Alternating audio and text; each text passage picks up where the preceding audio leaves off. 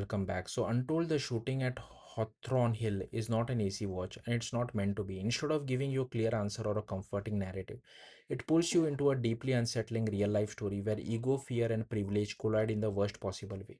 Directed by Grace, this entry is Netflix Untold series explores the 2019 shooting involving Olympic level dressage trainer Michael and his student Lauren. What makes the documentary stand out, it doesn't rush into the incident, it slowly builds towards it. Set against the world of dressage, a sport often associated with elegance, discipline, and wealth, the film reveals a much darker undercurrent. Beneath the polished surface lies intense pressure, fragile egos, and months of escalating tension between two strong personalities. And that slow burn approach works. The documentary begins almost neutrally, presenting multiple perspectives without immediately taking sides. You hear from Michael, Lauren, and people around them, and for a while you are left in an uncomfortable space, unsure of who to trust or what to believe. That ambiguity becomes one of the film's biggest strengths, keeping you engaged not because of shock value but because of psychological complexity. Michael is portrayed as both accomplished and deeply flawed.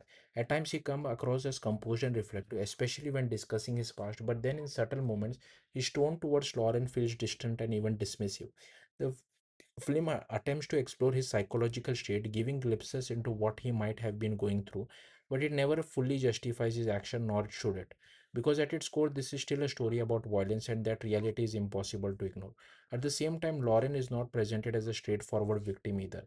The documentary makes a deliberate choice to show her behavior, including her social media presence and personal conflicts, in a way that complicates the narrative. This adds depth, but it can also feel frustrating. There are moments where it seems like the film leans too hard into portraying her negatively, blurring the moral clarity that many viewers might expect, and that's where the documentary becomes both compelling and uncomfortable.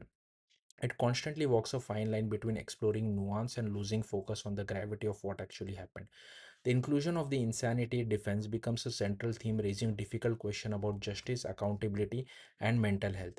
When the outcome of the case is revealed, it leaves a lingering unease that stays with you long after the credits roll. The courtroom sequences, in particular, are some of the most gripping parts of the film. Watching the legal arguments unfold, especially around the insanity plea, feels almost surreal. It's less about what happened and more about how the system processed something like this. However, the documentary isn't without its flaws. While it introduces psychological element, it doesn't explore them deeply enough. You are left wanting a clear understanding of how both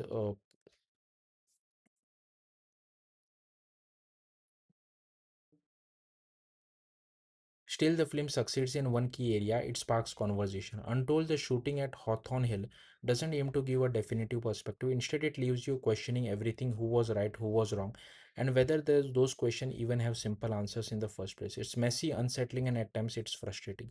But that discomfort is exactly the point. In the end, this is a documentary that values ambiguity over clarity. It may not satisfy viewers for resolve, that delivers something arguably more powerful, a story that forces you to sit with moral complexity long after you have watched it. Thank you for watching. Bye.